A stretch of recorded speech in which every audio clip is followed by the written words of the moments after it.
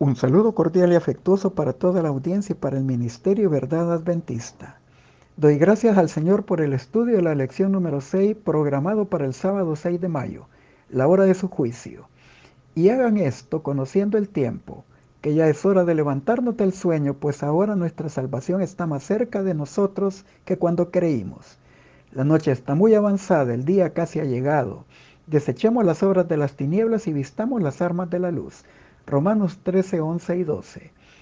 Comenzamos nuestro estudio considerando que el libro de Daniel en los capítulos 2, 7 y 8 presenta con amplitud una cadena de eventos a desarrollarse en el mundo desde la época del profeta hasta el establecimiento del reino eterno de la gloria en ocasión de la segunda venida de Cristo. En cada capítulo se amplían los detalles importantes para nuestra reflexión y veremos cómo después de describir el panorama de la tierra, Daniel se transporta por el Espíritu Santo a los eventos determinantes que tienen lugar en el cielo. Entre ellos, el más importante, el juicio investigador. También nos aporta la cronología del tiempo profético que marca el momento preciso en que este tribunal iniciaría su sesión, que concluiría en el llamado fin del tiempo de la gracia.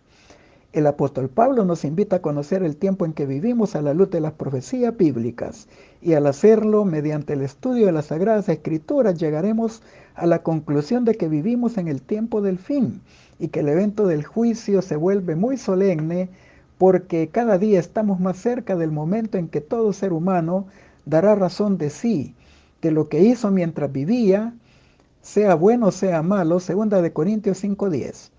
Para el pueblo de Dios, estar conscientes del desarrollo del juicio debiera producir en sus vidas un reavivamiento espiritual acerca de lo cercano del tiempo del fin y de todas las cosas, y que cada día nuestra redención está más cerca de lo que pensamos. Daniel 8:14 nos brinda la profecía más larga en el cómputo de tiempo, la más abarcante, hasta 2300 tardes y mañanas, y luego el santuario será purificado. Todo israelita estaba familiarizado con ese término técnico de la purificación del santuario y sabía que se trataba de una obra de juicio que se realizaba cada día de Yom Kippur, o día de expiación al final del año judío. Si estudiamos minuciosamente los capítulos 8 y 9 de Daniel, descubrimos que el profeta estaba también familiarizado con este término y con el evento del juicio. Sin embargo, cuando le fue presentada la visión de Daniel 8, aunque ya había visto el tribunal en sesión en el capítulo anterior, él ahora tiene dudas acerca del factor tiempo. Aunque él escuchó de que los ángeles en su diálogo repitieron por 3 ocasiones en Daniel 8:17, 8:19 y 8:26 que la profecía y la visión eran para el tiempo del fin, el profeta, que anhelaba la restauración de Israel y el regreso de sus congéneres a las casas o a la tierra de sus padres, pasaba por un momento angustioso pensando que este período de los 2300 años serían una prolongación de los años de la cautividad de su pueblo en Babilonia. Y este pueblo no se encontraba en la mejor condición espiritual. Así que en su infinita sabiduría, Dios envía nuevamente al ángel Gabriel para que le ayude a entender la visión y el tiempo señalado. Dios vinculó milagrosamente el evento de la purificación del santuario con el evento del juicio y los hitos específicos de la vida de Jesús y su ministerio en la tierra y en el cielo, que eran anunciados por el Evangelio y que dejaron una profunda marca en la historia humana, y que en el libro de Apocalipsis se amplían y se clarifican en detalles acerca de este juicio, del tiempo del fin y su relación con el Evangelio eterno y la última amonestación del triple mensaje angelical. Estudiaremos en esta oportunidad 3 aspectos relativos a las profecías bíblicas. Número 1, la cronología divina. Número 2, la crucifixión del Mesías profetizada. Y número 3, el juicio del tiempo del fin, finalizando con las aplicaciones pertinentes. Comencemos pues con la cronología divina. Daniel 8:14 dice: y él dijo, hasta 2300 tardes y mañanas luego el santuario será purificado. La realidad del juicio investigador previo al segundo advenimiento de Cristo es una verdad presente. El ángel anuncia en alta voz que ha llegado la hora de su juicio. Apocalipsis 14:7. El libro de Daniel aporta en Daniel 8:14 la profecía más larga del tiempo que anuncia el año de su inicio en el santuario celestial. Todo esto era prefigurado en los servicios del santuario terrenal, donde Dios estableció que por medio de la sangre de las víctimas que prefiguraban la muerte de Cristo y que su sangre que quita el pecado del mundo, Juan 1:29, de esa manera se pasaba el pecado del pecador a la víctima y de la víctima al santuario. Hebreos 9:22 dice, sin derramamiento de sangre no hay perdón. La sangre era entonces el vehículo de transferencia del pecado al santuario y éste se registraba en el santuario y esto contaminaba ese lugar. Y por lo tanto era necesaria la purificación. Levítico 16:16. Todo esto era entendido por el pueblo de Israel, que era una obra de juicio y que en el día del Yom Kippur debían afligir sus almas o serían cortados del pueblo. Daniel, conociendo este antecedente, pero no comprendiendo la relación del factor tiempo en Daniel 8:27, se alarmó tanto y entonces clamó en oración a Dios en ayuno, en silicio y en ceniza, pidiéndole a Dios que tuviera misericordia de su pueblo. Al inicio del capítulo 9 de su libro, donde se comienza a describir esa intensa oración y súplica intercesoria, se dice de que él antes diligentemente investigó el número de los años de las desolaciones de Israel en el libro de Jeremías. Y citamos Jeremías 25:11 y Daniel 9:2. Y vemos de que eran únicamente 70 años.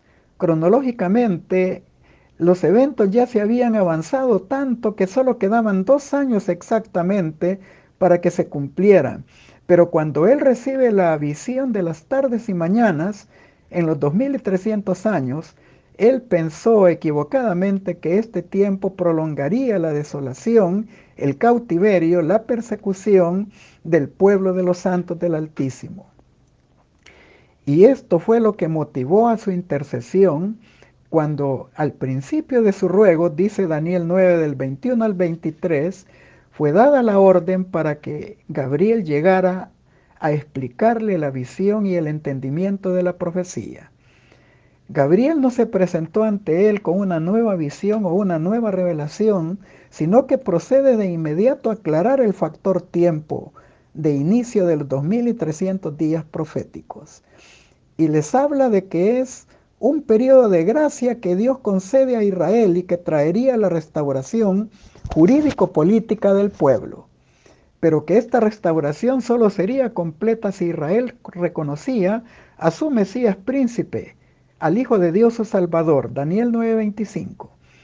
Pero lamentablemente, él añade que Israel quitaría la vida al Mesías y que la copa de la prevaricación de ellos superaría los límites de la paciencia divina y vendrían las desolaciones sobre Israel, Daniel 9:26-27. Y esto se cumpliría cuando el emperador Tito sitiaría la ciudad y destruiría el santuario también.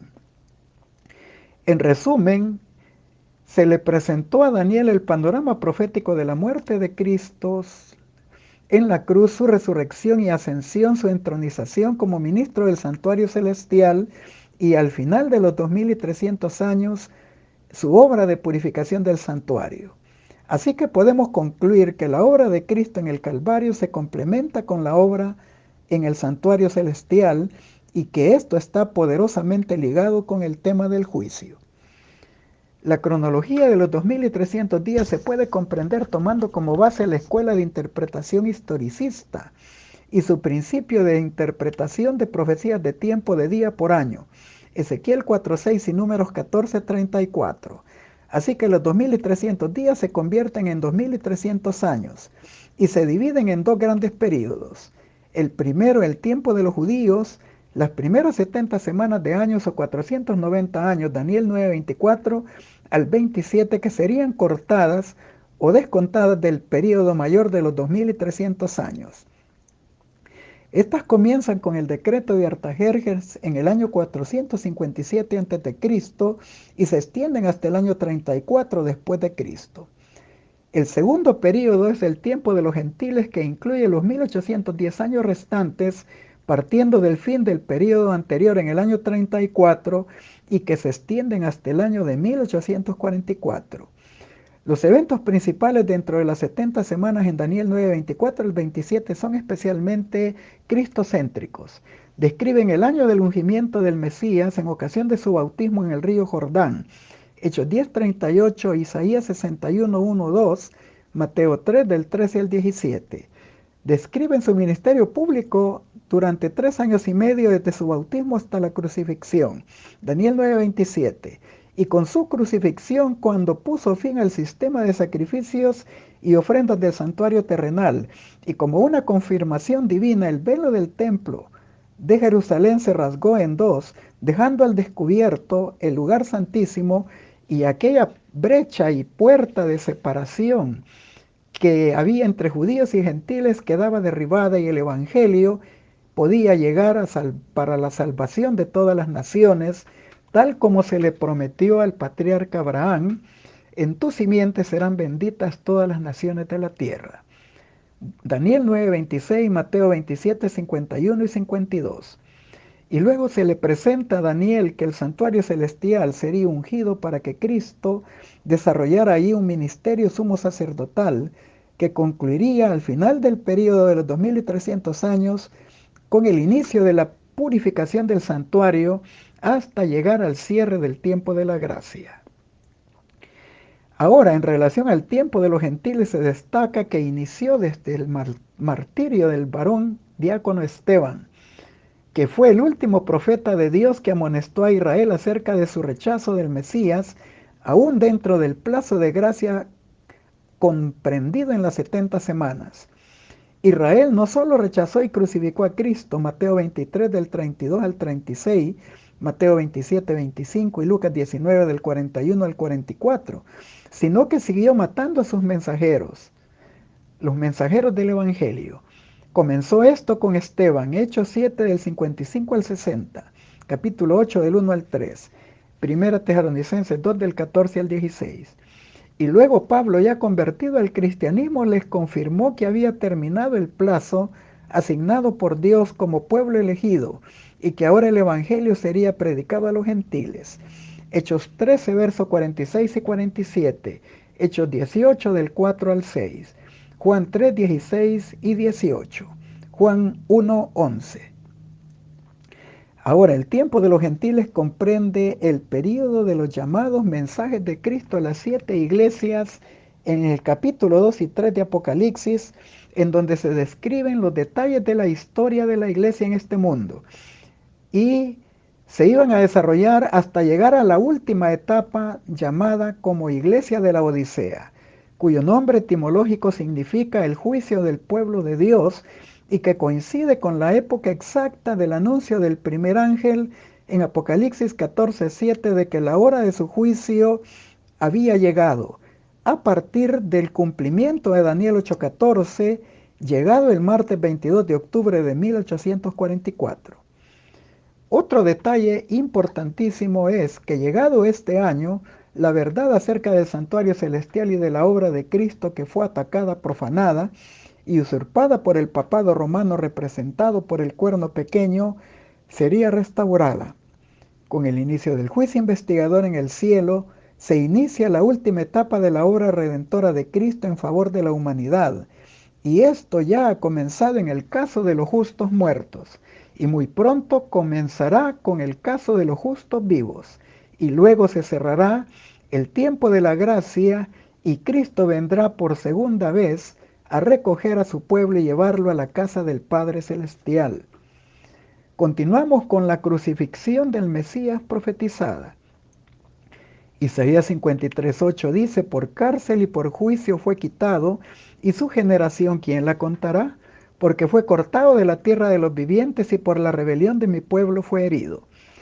Las 70 semanas son esencialmente cristocéntricas y describen aspectos del ministerio terrenal y celestial de Cristo, tales como expiar la iniquidad, Romanos 5, 9 al 11, Romanos 8, 33 y 34 y 2 de Corintios 5, 19. Poner fin al pecado y a las ofrendas por el pecado del santuario terrenal, Daniel 9, 27, Romanos 8, 3 y Hebreos 9, 26. Traer justicia perdurable, Isaías 53, 11, Romanos 3, 24, 25 y Romanos 5, 1. Sellar la visión y la profecía indicando que todos los eventos que tuvieron fiel cumplimiento en las fechas determinadas por esta profecía tenían estampado el sello de autenticidad y aprobación, confirmando que la profecía de las 70 semanas y su interpretación era correcta, auténtica y digna de confianza como todo lo que Dios ha hecho. Y luego de su ministerio celestial, para cuya ocasión el santuario celestial se ungiría, y nos referimos al Kodesh Kodashim, el santo de los santos. Ahora, en Daniel 9:26 dice que después de las 62 semanas le quitarían la vida al Mesías, mas no por sí. Y esto se cumplió en la primavera del año 31, exactamente en una fiesta de Pascua, en la hora exacta en que el cordero vespertino del holocausto continuo era sacrificado, y era la número 28:4, y era la hora en que todo el pueblo inmolaba el cordero y comía el cordero pascual. Éxodo 12, verso 3 al 6. Con su muerte en la cruz, Cristo hizo cesar el sacrificio y la ofrenda. Allí confirmó el pacto eterno con su sangre. Mateo 26, del 27 al 28. Y también el sistema de sacrificios perdió todo significado profético porque el símbolo se encontró con la realidad anunciada y prefigurada. El Mesías sería cortado o crucificado no porque él había cometido alguna falta, porque él nunca pecó. Hebreos 4:15.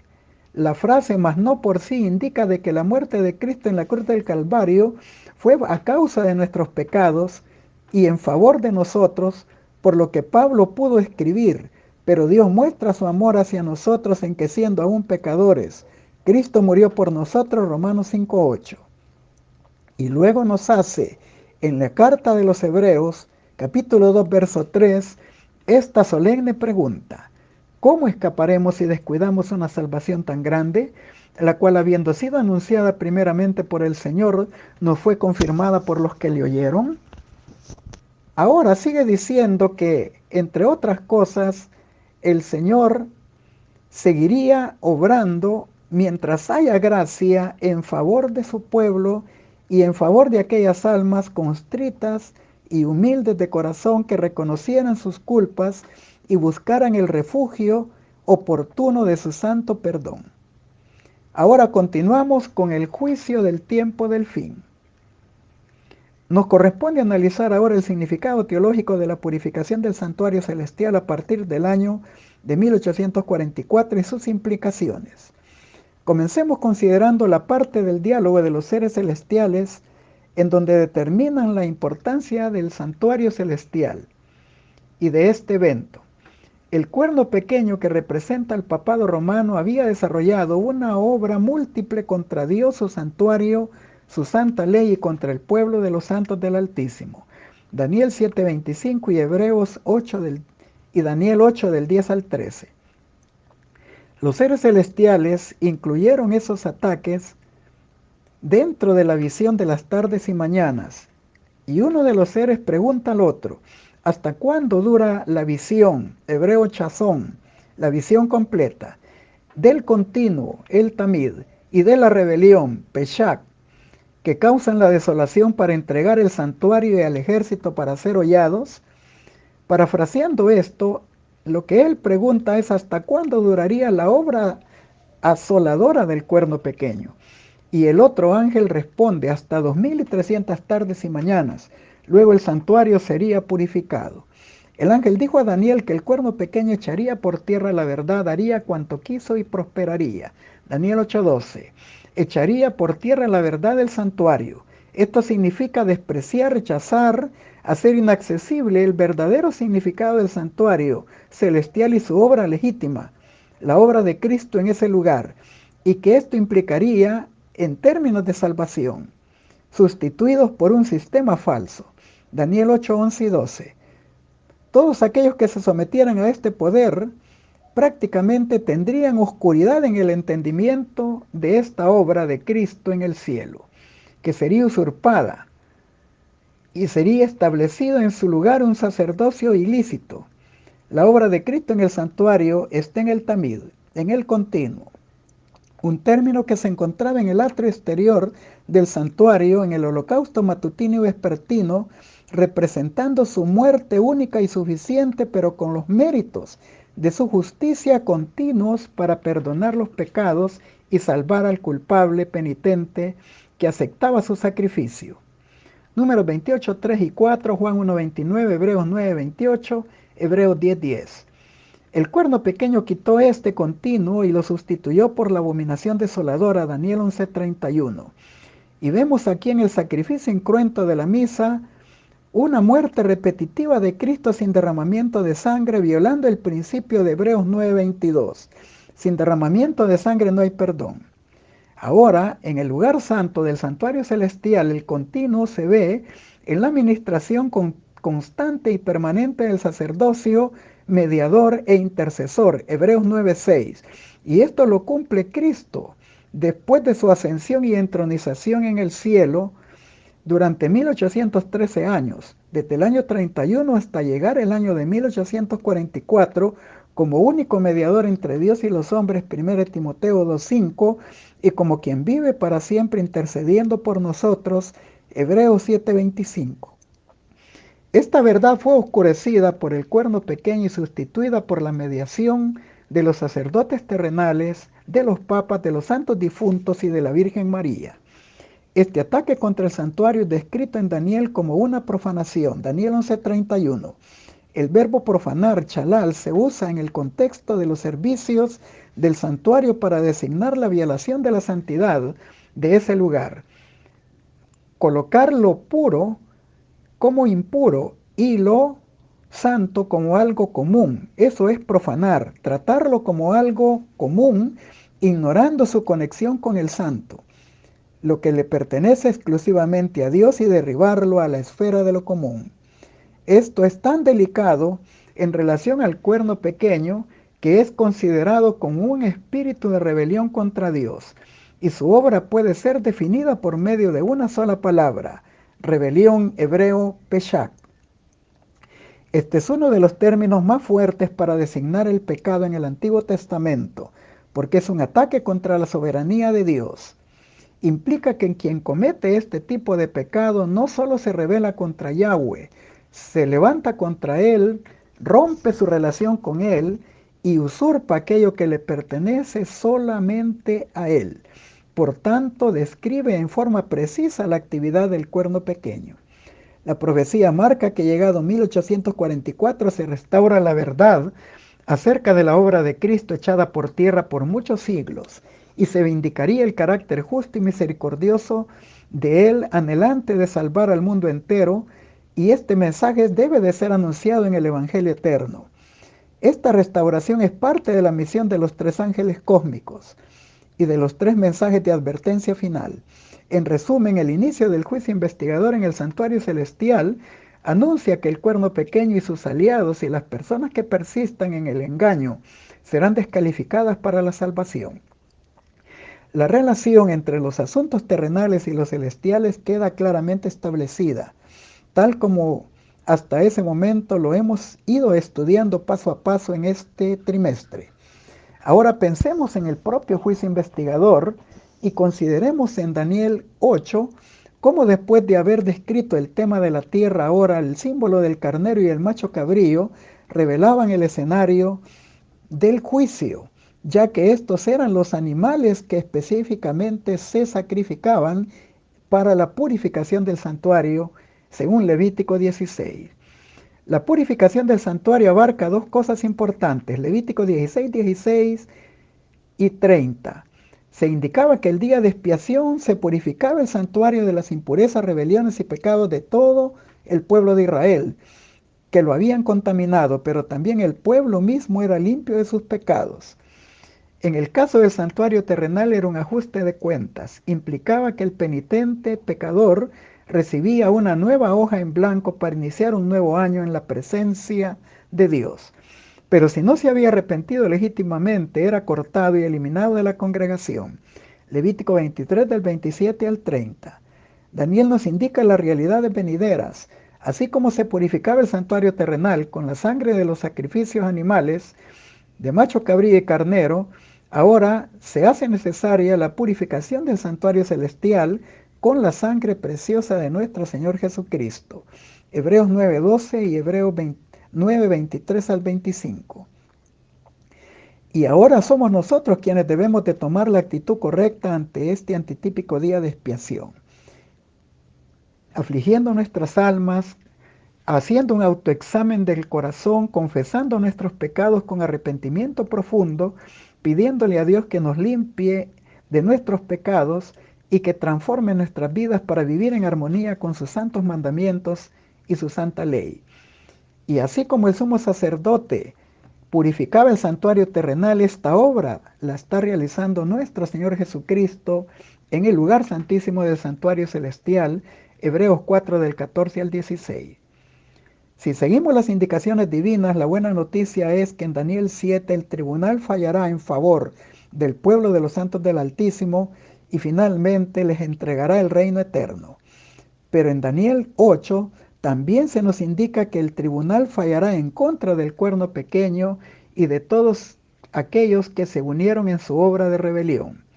Los reinos de esta tierra serán desmenuzados, Daniel 2:44, y el reino de gloria de Cristo será establecido por toda la eternidad. Para ese fin, Satanás, los demonios, los pecadores y el pecado serán totalmente eliminados. Se vindicará el carácter de Dios y el de su pueblo, que ha sido el blanco de los ataques pasados, presentes y futuros del cuerno pequeño. Así que los poderes del mal tienen los días contados y llegado el cierre de gracia. Y todos veremos completamente que esa sentencia dictada en el cielo para ellos será irreversible. Finalizamos con las aplicaciones pertinentes. La luz que Daniel recibió de Dios fue dada especialmente para estos últimos días. Las visiones que él tuvo junto a las riberas del río Ulai y Hidekel, los grandes ríos del Sinar, está hoy en proceso de cumplimiento.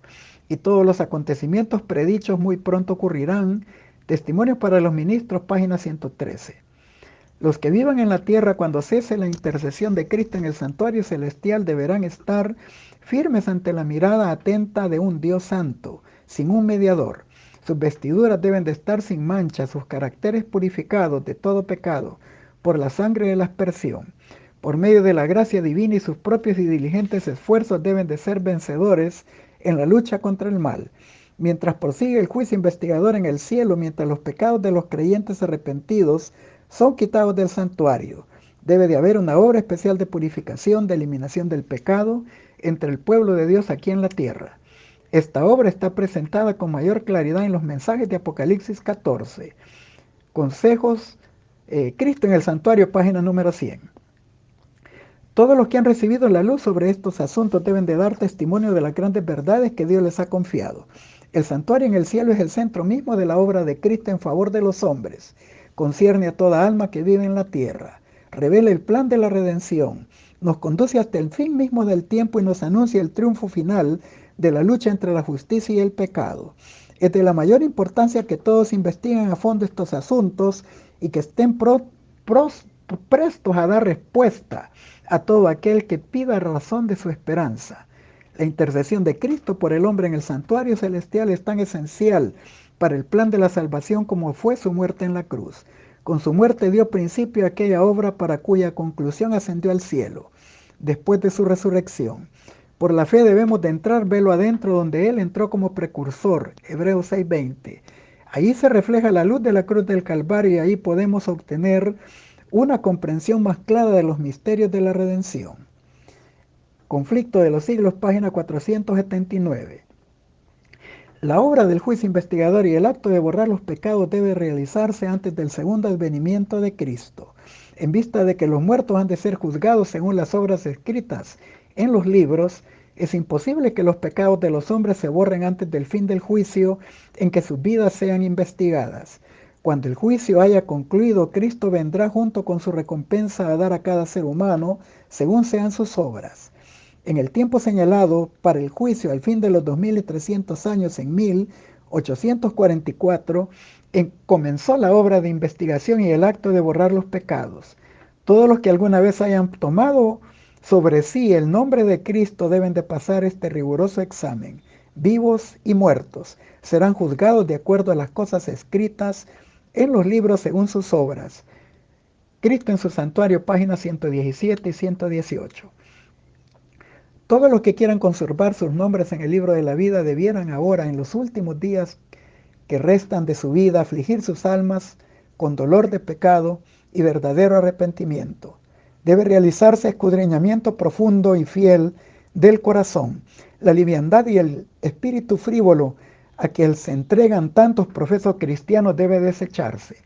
A todos los que quieran subyugar las malas tendencias que pugnan por tener su supremacía, les aguarda una ruda lucha. La obra de preparación es tarea individual. No somos salvos en grupos. La pureza y devoción de uno no suple el deseo que tenga otro por adquirir esas cualidades. Cada uno debe de ser probado y encontrado sin mancha ni arruga ni cosa semejante. Solemnes son las escenas relacionadas con esta obra de la expiación. Los intereses implicados en ella son trascendentales. Ahora se está efectuando el juicio en el santuario y nuestras vidas serán pasadas en revista ante la terrible presencia de Dios. Hijos e hijas de Dios, página 357. Les deseo un feliz sábado en la presencia del Señor y abundantes bendiciones para todos.